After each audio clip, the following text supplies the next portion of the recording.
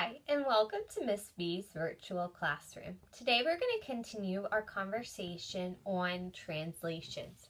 So remember that yesterday I told you that translation was a slide.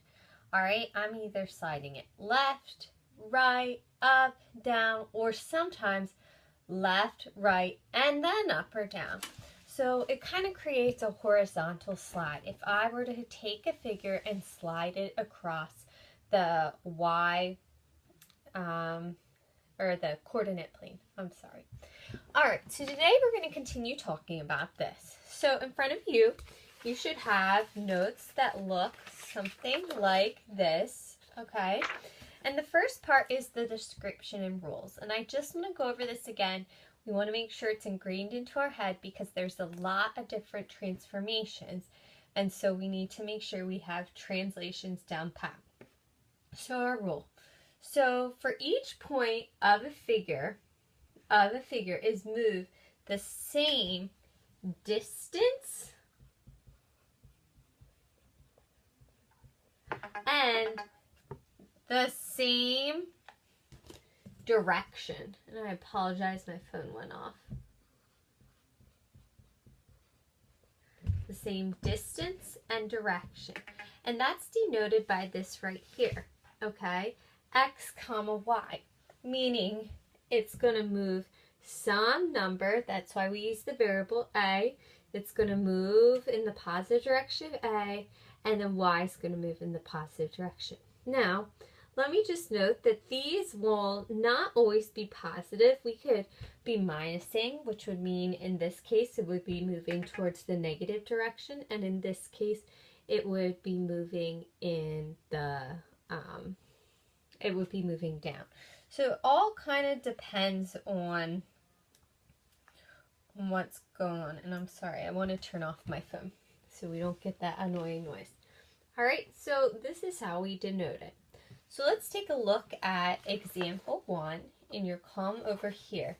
So they ask us, okay, now let's perform this translation following this rule here. So they give us the rule that X comma Y, the original point, our new rule is that X stays the same, which is allowable, and then our Y, we're going to subtract 3. So we're only doing a vertical shift up and down. So what does this look like? All right, well, A is 2 comma 3. All right, B is 3 comma 1, and C is 1 comma 2. All right, so what's going on here? First of all, A is 2 comma 3. So because this is our rule here, this is our rule, all right, we are not going to do anything to our X values. So all we're going to do is we're going to rewrite it then as 2 comma, but now I need to do Y minus 3. Well, 3 minus 3 is just 0. So our final draft of our point is going to be 2 comma 0. And that will be our A prime. Remember, we use the little prime number to denote when we have moved or changed it from its original position. All right, the next one, 3 comma 1. Again, we're going to keep our X value, which is 3, and then 1. 1 minus 3 is going to equal negative 2. All right, so this is now our B prime. Finally, C, again, you probably know the pattern. What is X going to be? Good, it's going to be 1, and then 2 minus 3 is negative 1, so this becomes our C, oops, I'm going to put C squared, C prime. All right, so now on your graph, on your note, you should have a graph here. So it has the points and we're shifting it down only. So my question for you is, without spending too much time, what quadrant is our transformation or our translation going to be in? Good. You should have said quadrant number 4, because if you think about it, it is just a downward shift, okay? Remember how I said here that the B doesn't have to be positive. We just write it as that for our notation. But it's negative here. It's just moving down, and it's only 1 above the y-axis. So dropping each point down is going to bring it down into the 4th quadrant, because originally it was all in the 1st quadrant. So if you go ahead and plot these points, you should have another triangle that's labeled A prime with this point here, B prime with 3, -2, and C prime with 1, -1. All right. The next thing we're going to do, and I'm going to erase, is we're going to look at our example number 2. Now this one's a little different. Our rule here does have us doing a y and an x shift. So they said our original x, y points are going to change to points that are now x plus 4, and then our y is going to be plus 2. So what kind of shift is this going to be? Good. We're going to be moving it this way, plus 4, because our x values are horizontal axis. And then we're going to be moving our y up 2, okay?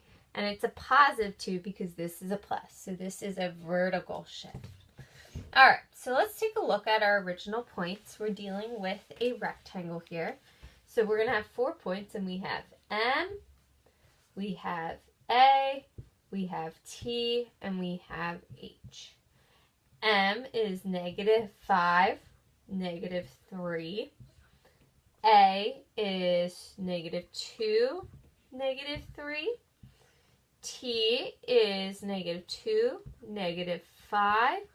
And then H is -5, -5. Alrighty, so let's begin. I want you, though, to do this by yourself first. So pause the video now, and I want you to try to change each one of these original points by following the rule above. Okay, so now if you follow the rules, you should have the following points.